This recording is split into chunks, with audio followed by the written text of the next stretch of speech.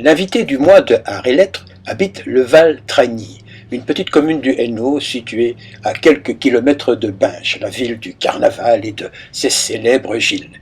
Charles de Witt est peintre. Il a tout fait, du surréalisme à la Magritte, puis de l'abstraction, et depuis plusieurs années, du figuratif bien belge, avec des personnages truculents qu'on n'est pas prêt d'oublier.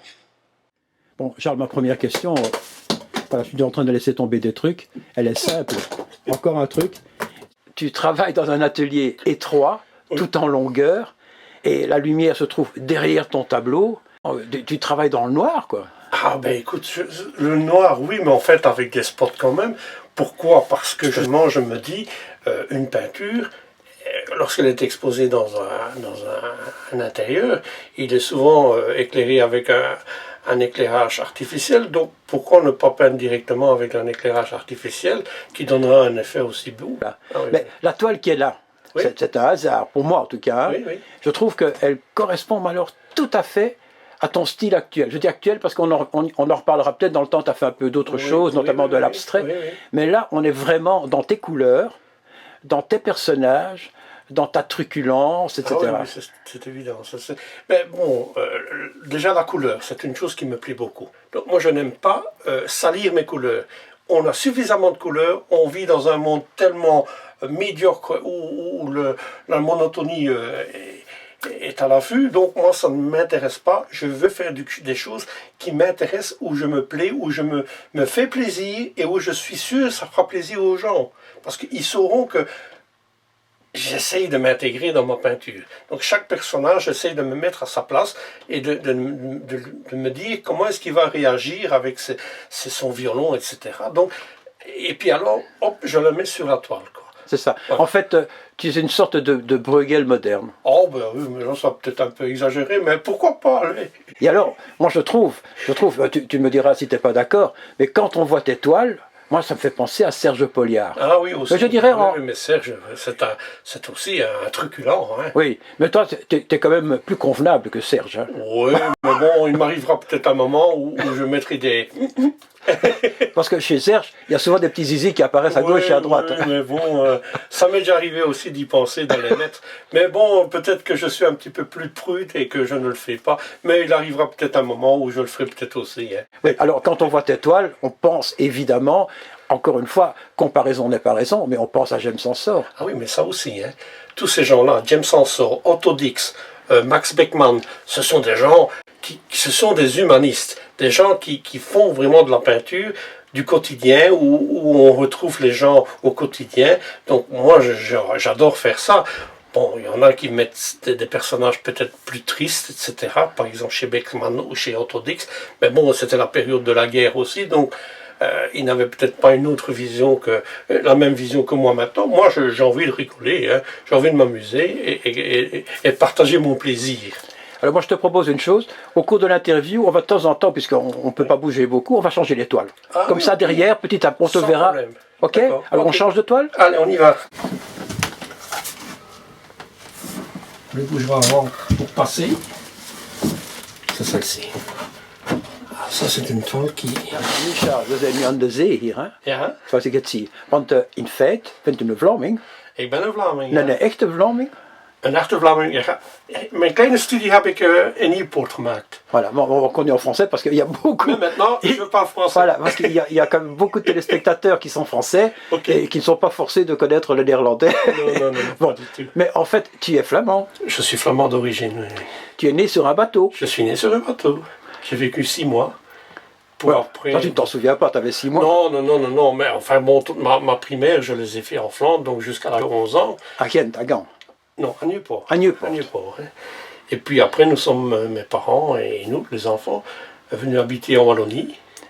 Et c'est là que j'ai été à l'école, naturellement, dans le secondaire en Wallonie, et où j'ai dû apprendre le français parce que je ne connaissais pas. Want du hast eine deutsche Frau. En ik heb een... Dat is natuurlijk zeer schwer. Maar Oui, donc tu as une femme allemande. J'ai une femme allemande. Et tu as une fille sud-coréenne. Sud-coréenne, voilà. Que vous avez adoptée à l'âge... Une famille... Une famille internationale. internationale. La toile qui est là, que moi je trouve superbe. Ça, parce que les titres de tes toiles sont également remarquables. Ah oui, mais ça c'est une recherche aussi. Hein. Bien souvent le titre vient après. Hein. Tu as Les Jouisseurs. Les Jouisseurs, ça c'était juste la toile qu'on vient de voir avant. Ah bon, c'était ça? C'était celle-là, Les Jouisseurs. Bon. Tu as Les Indignés. Les Indignés. Et on n'a pas vu M. Hessel sur la toile. Oui, il y était, non? Non, non. Il n'y était non, pas. Non, non, non, non. Non, ce sont tous des personnages tout à fait d'imagination. Je rigole parce qu'il a écrit... Et sous-masqués. Alors ça c'est une particularité dans mes œuvres, c'est que la plupart du temps, il y a du masque. C'est ça. Parce que je fais aussi partie du pays où il y a le masque, hein, belge, oui, forcément. tout à fait. Mais le masque me permet aux gens, pour moi, d'être beaucoup plus libres et de pouvoir dire ce qu'ils ont envie, même s'ils n'ont pas, disons, avoir la frousse, la trouille de vouloir dire la vérité. Avec un masque, ça leur permet de dire autre chose. Ah bah oui, évidemment. On se cache derrière. Alors, il y a des triptyques aussi. J'ai vu, Ah oui, j'ai trouvé ça très drôle, l'entrée de Marie de Hongrie et sa suite dans Binche. Voilà, exactement. C'était tout un bazar. Tu as Le Gang des Fouettards. Le gang des fouettards. C'est comme des titres très particuliers pour des ça, toiles. Hein. Tu as Les Trouilles de Nouilles. Les Trouilles de Nouilles. Ça, c'est wallon, ça. Hein. Tu as Les Gourmandes de la Table Ronde. Ouais. Et ainsi de suite, et ainsi de suite. Donc ça fait quand même partie de ton personnage. Hein. T'aimes bien te moquer. J'aime bien. J'aime bien. Attention, je ne veux pas dire que c'est du véhicule, mais il y a toujours quelque chose dans mes toiles où j'ai assisté. Par exemple, celle que vous dites, Les Gourmands de la Table Ronde. Ouais. Ça, ce sont des choses que j'ai vécues lors d'une mission où je travaillais avant, donc à la Sonaca. J'ai dû aller en mission en Angleterre, et à un moment donné, dans un restaurant, on s'est retrouvé, l'équipe en mission, à côté d'une table où il n'y avait que des femmes. Eux, ça rigolait, et ça mangeait des spaghettis. Voilà, ça m'avait marqué à cette époque-là, mais ici, dernièrement, en peignant, j'ai dit, je ferais bien une toile comme ça, avec des bonnes femmes qui sont en train de manger des... On change de toile. Ok. Pardon. Bon, alors, là aussi, il y a une histoire. Ah oui, c'est une histoire que tout jeune homme avant le mariage reçoit. Enfin, moi, ça a été mon cas.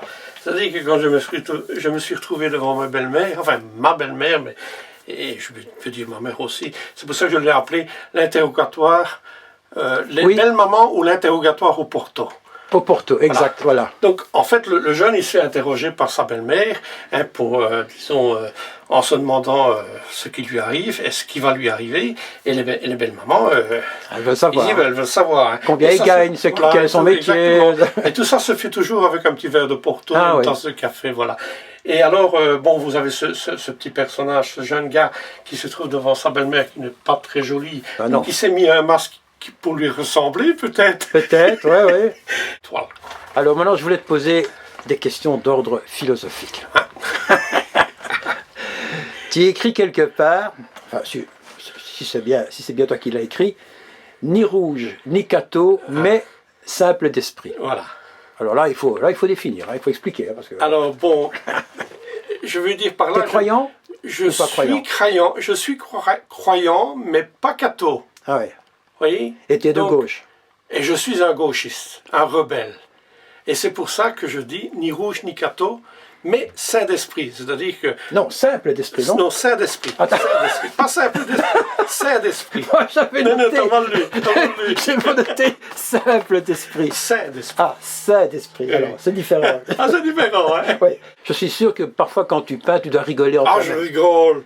Mais je m'amuse. Vous ben oui, pouvez tu t'amuses. pas vous imaginer. C'est vrai, je m'amuse, je chante des fois aussi, parce que... Et tu chantes quoi? Oh, Garogori. Ah oui. Oui, je pensais...